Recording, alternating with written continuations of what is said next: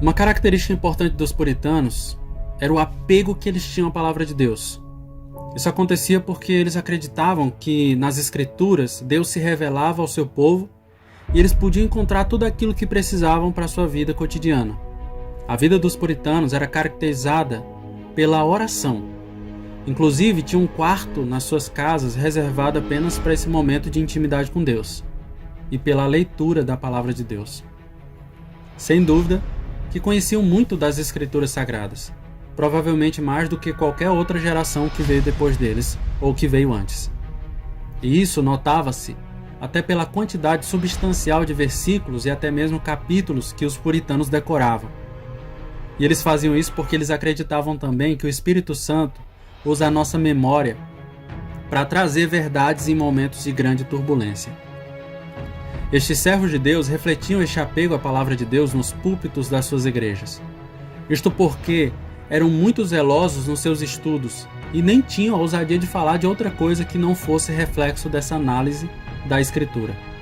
Face a isso, abriam literalmente as Bíblias nos púlpitos das igrejas, mostrando que o valor da pregação era somente a pregação e a pregação expositiva da palavra de Deus.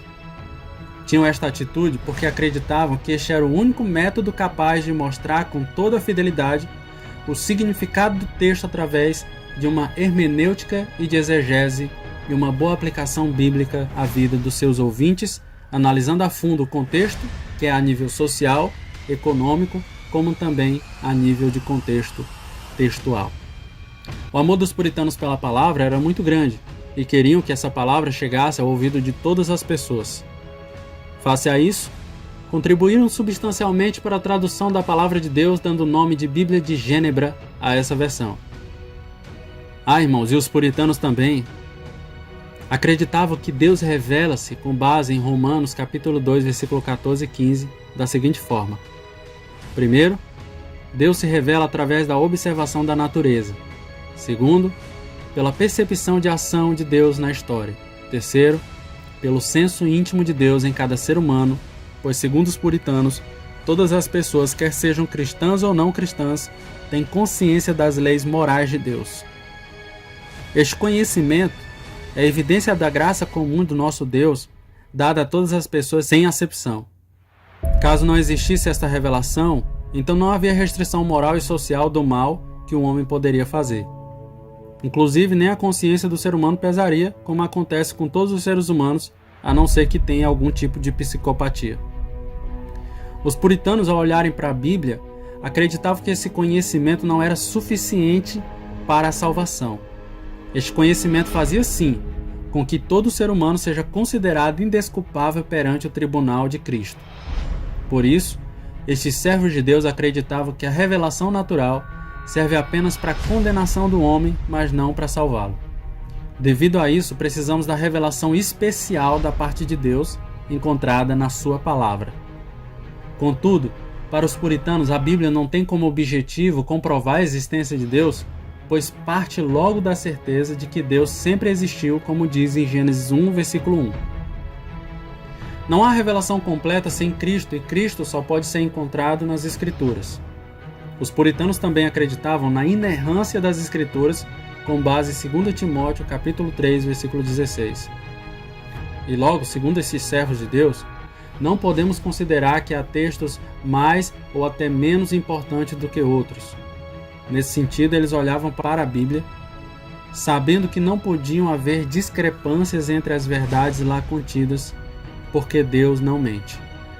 Para os puritanos havia um elo de ligação entre todas as Escrituras, pois se a Escritura fosse unicamente um livro de histórias, não poderíamos encontrar uma unidade que é Cristo em todos os seus escritos. Os puritanos tinham proximidade à palavra de Deus porque acreditavam que a própria palavra de Deus era a autoridade para o povo de Deus. E esta era precisamente a ideia de John Owen, o qual dizia que a Escritura tem a mesma autoridade que tem a autoridade do seu autor. Segundo Jonathan Edwards, um dos puritanos mais reconhecidos, refere que uma das características que autentifica a obra do Espírito Santo na vida de uma pessoa é o respeito e o amor que ela tem pela palavra de Deus. Henry Smith Outro puritano afirmou que devemos sempre ter a palavra de Deus diante de nós como regra e em nada crer senão naquilo que ela ensina, nada amar senão o que ela prescreve, nada odiar senão o que ela proíbe e nada fazer senão o que ela ordena. Isto tornou-se muito relevante para aquele contexto, até porque havia muitas pessoas que questionavam a suficiência da palavra, para que se pudesse dar valor à tradição da Igreja Católica Apostólica Romana. Além disso, diziam que o povo precisava do julgamento da Igreja para avaliar o sentido da palavra de Deus. Ao terem esta atitude, estavam a afastar invariavelmente o povo da leitura das Escrituras. Segundo Joel Bick, os puritanos amavam, viviam e respiravam as Escrituras, regalando-se no poder que acompanhava a palavra, o poder do Espírito. Liam, ouviam e cantavam a palavra com prazer e encorajavam outros a fazer o mesmo. O próprio Thomas Manton disse que a Bíblia é um esboço onde Deus está exposto e que não iremos estudar outro livro quando chegarmos no céu. O amor dos puritanos pela palavra de Deus aumentava à medida que conheciam, através da própria palavra, mais a Deus. Ou seja, havia uma capícua. A palavra levava-os até Deus e Deus levava-os até a palavra. Isto serve de grande ensino para o contexto atual, na medida em que se deve saber que não há conhecimento de Deus sem um conhecimento sério da sua palavra.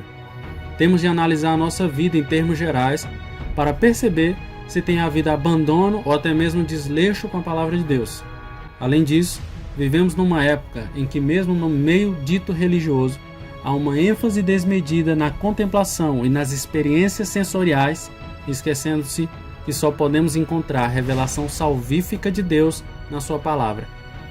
Há uma pergunta que se impõe olhando para a vida dos puritanos. Estaremos nós a pregar a palavra de Deus?